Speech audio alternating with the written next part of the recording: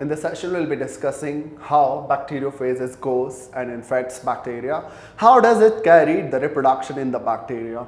So when you talk about the bacteriophage can follow two life cycles. One is lytic life cycle, lytic is killing, lysis, and one is lysogenic cycle. So there are two different cycles where a virus goes and infects the bacteria.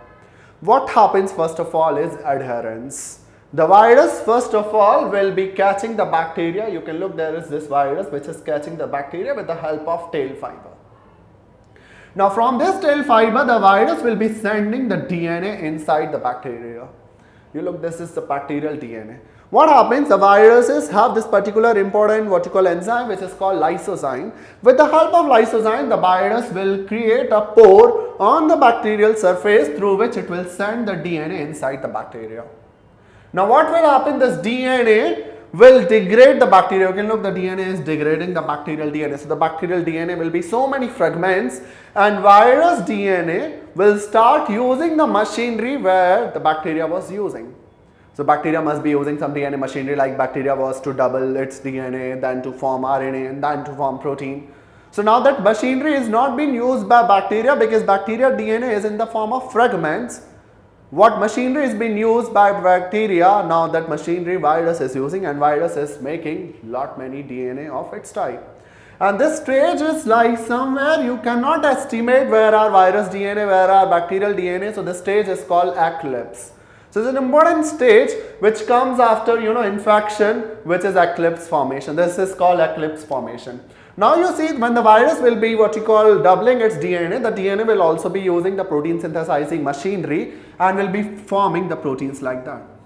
And each of these proteins are nothing but the head of the what you call bacteriophages, if you remember. These heads will go and combine along with the viral DNA, and you have this particular virus is formed inside the bacteria.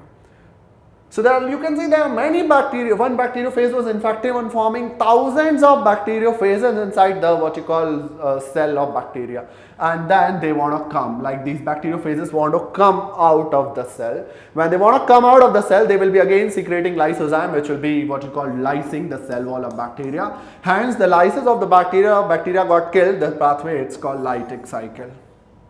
What can also happen in lysogenic cycle is the virus, the same process, it will be what you call attaching over the surface of the bacteria. It will be sending its DNA, and this DNA will get along with bacterial DNA. The bacterial DNA was getting degraded here, the bacterial DNA is intact here. Just the virus DNA is inoculated in bacterial DNA. This situation is called prophage.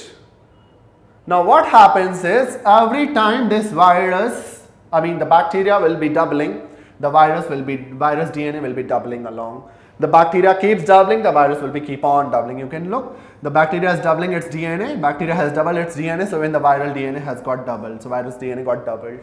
And like let's suppose there will be like two bacteria forming, now both of the bacteria will have what you call these bacteriophages DNA.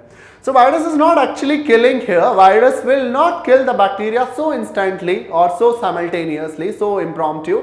But here it is causing the instant killing of that particular bacteria. So there are two life cycles which are followed by what you call bacteriophages. One is lytic cycle, another is lysogenic cycle.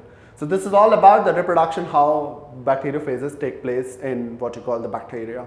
In next session, I will be detailing you about subviral agents.